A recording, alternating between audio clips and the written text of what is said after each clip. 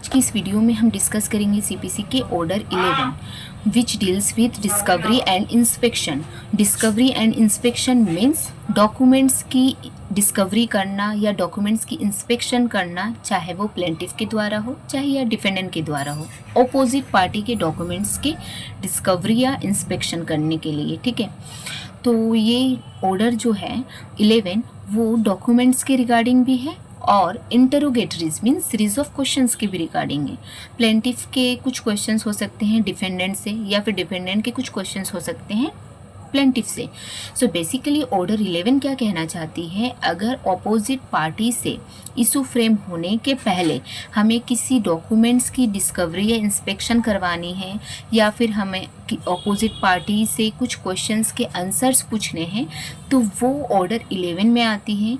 Issue frame होने के पहले अगर किसी भी पार्टीज़ को लगता है कि ये क्वेश्चंस के आंसर्स आनी बहुत ज़रूरी है इशू फ्रेम होने के लिए, सूट की रियल कंट्रोवर्सी सामने आने के लिए, या फिर किसी डॉक्यूमेंट्स की प्रोड्यूस होना बहुत ज़रूरी है कोर्ट के समक्ष, जो अपोजिट पार्टीज़ के पास है डॉक्यूमेंट्स, तो उस अगर वो डॉक्यूमेंट सामने आएगी कोर्ट के समक्ष तो इशू फ्रेम होने में आसानी हो जाएगी, या फिर ये सूट की रियल कंट्रोवर्सी सामने आने में आसानी हो जाएगी।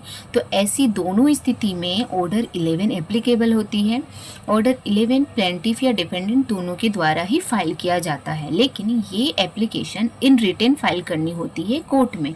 अब ये एप्लीकेशन फाइल करो, लेकिन इसके लिए आपको कोर्ट की परमिशन लेनी होगी। आप डायरेक्ट ऑपोजिट पार्टी को ये एप्लीकेशन सर्विस नहीं कर सकते हो। अब आपके पास अगर जो भी क्वेश्चंस हो इशू फ्रेम होने के पहले, आपको क्या करना होगा, अगर आपके कुछ क्वेश्चंस हैं, कुछ डॉक्यूमेंट्स की डिस्कवरी या इंस्पेक्शन करवानी है, तो उसके लिए आपको वो एप्लीकेशन ऑर्डर 11 की कोर्ट में फ़ाइल करनी होगी। अगर कोर्ट परमिशन ग्रांट कर देती है तब आपको वो एप्लीकेशन की कॉपी ऑपोजिट पार्टी को सर्विस करनी होती है। सो ये रहा बेसिक रूल्स। अब हम देखेंगे कि ऑर्डर 11 के रूल 1 क्या कहती है। और एक बात, ऑर्डर 11 के रूल 1 पढ़ने से पहले हम ये समझ लें कि ऑर्डर 10, 11, 12, 13 ये चारों रूल्स, ये चारों ऑर्डर्स बहुत ज़रूरी है इशू फ्रेम होने के लिए, जो कि ऑर्डर 14 में दी हुई है।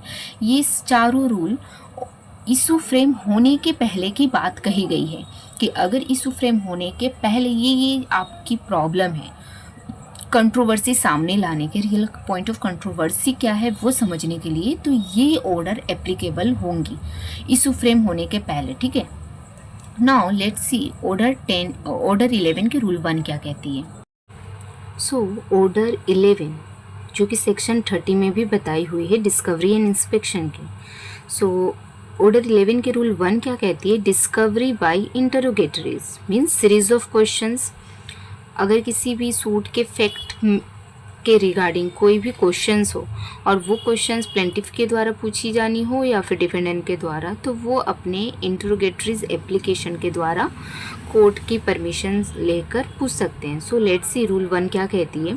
In any suit the plaintiff और defendant by leave of the court may deliver interrogatories in writing for the examination of the opposite parties.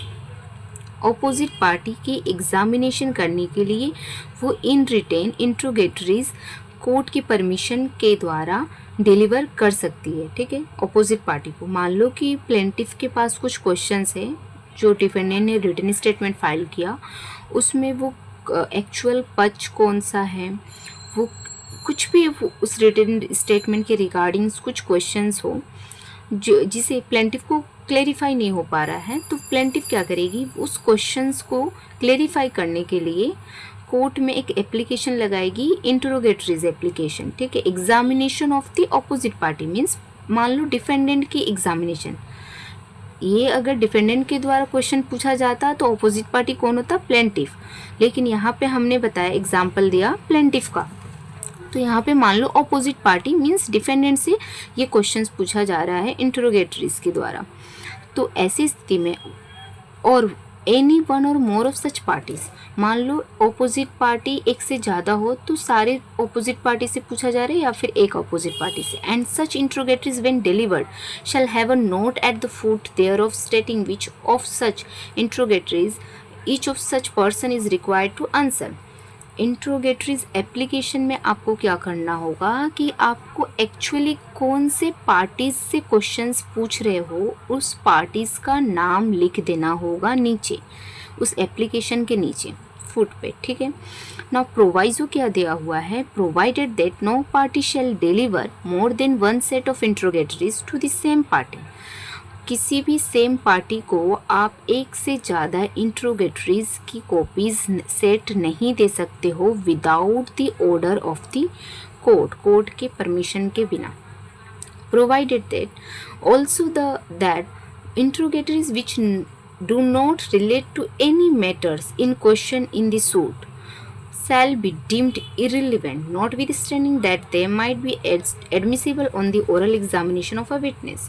Means मान लो कि इशू फ्रेम होने के पहले ये जो क्वेश्चंस पूछा जा रहा है पार्टीज से, ऑपोजिट पार्टीज से, तो वो सारे क्वेश्चंस इररिलेवेंट है, ठीक है।